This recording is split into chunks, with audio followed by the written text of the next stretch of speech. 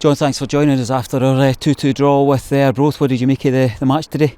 I thought the first half were excellent. I thought we played some terrific football. We were totally dominant. If any sort of negativity was that we weren't any further ahead than just the one goal. I thought the play deserved to be 2 or 3-0 up. Such was the calibre of and the style of the football that we put on.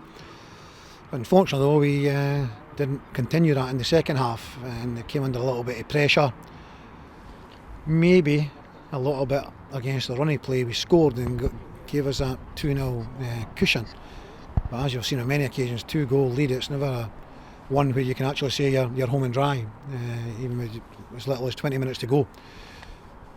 So they got the goal back within a couple of minutes of us getting the second goal, which obviously gave them a massive boost, gave them this kind of initiative. And again, unfortunately for us, we've lost our goal. There's still 10 minutes to go, and then their tails are right up. So kind of situation, well, if you can't win it, make sure you don't lose the game. So the point was still valuable in the end.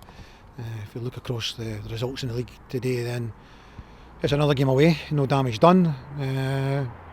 Disappointing, of course. Our second half performance wasn't anywhere near at the level of the first half. But there will be twists and turns between now and the end of the season. All the teams involved in this push for the playoffs, whether it's at the top or getting away for the ones at the bottom, everyone is scrapping and fighting for every point, and there's going to be a few more games like that between now and the end of the season, in this league.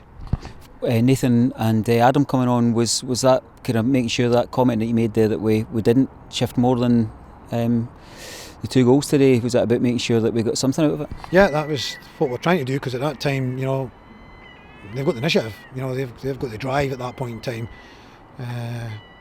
As much as that's a little bit frustrating, that is the situation. That's the situation. So you've got to try and shore things up a little bit. We were just a little bit too open, and it became a game where we attack, didn't get maybe a shot at target. They would attack us, and it was really going for end to end. And so we had to try and stop that happening and try to get a foot in the ball again and try to get some control back, which we did without worrying their goalkeeper too much, but making sure that we weren't, hoping to make sure that we weren't going to lose a third goal and not get anything from the game.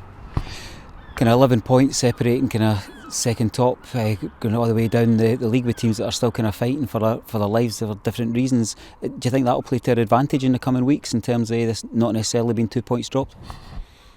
Yeah, I'm just saying everyone's going to fight. Everyone's got something to fight for. We go to Palmerston on Tuesday night now, so both clubs are fighting to get into that top 4 and stay in the top 4. Queen's drawing with Inverness today. This is our game in hand, so to speak. So if we can take some advantage of that, it's our game in hand with some teams.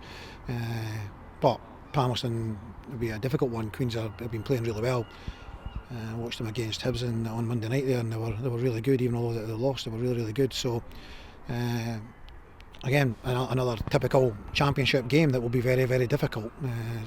But we're sitting in a good position. If someone had said to you 4 games to go, you're sitting second in the championship, 11 points clear from teams that are 8th and 9th in the league. Mathematically, we're in this league next year. That's what we set out to achieve at the start of the season, going back to then. We've achieved that now. We want to continue to achieve. We want to continue to be playing football beyond the 30th of April. We're in a position to do that. It's in our own hands, and that's what we're going to try and do. Your team will be strengthened again on Tuesday with Fernando and Ian coming back into contention? Yeah, it'll add numbers. It will add numbers, yeah. It will add numbers. We'll be in tomorrow. We'll assess any knocks that we picked up during the game, and the other guys who have not done an awful lot will train tomorrow, and the process for Tuesday starts now. So, yeah. Unfair of me not to mention Dan Armstrong with 2 goals today, took his finish as well. Yeah, he was in the right place at the right time for the first goal. Yeah, it was a great move, I thought, and I've not seen it back. I think it was a great move. There seemed to be a lot of passes involved, and then he was in the right place to finish it off. And his second goal was a very good goal from his point of view. Cutting in on his left foot. He could be doing that more often actually. He scored a very similar goal here against Arbroath at the beginning of the season.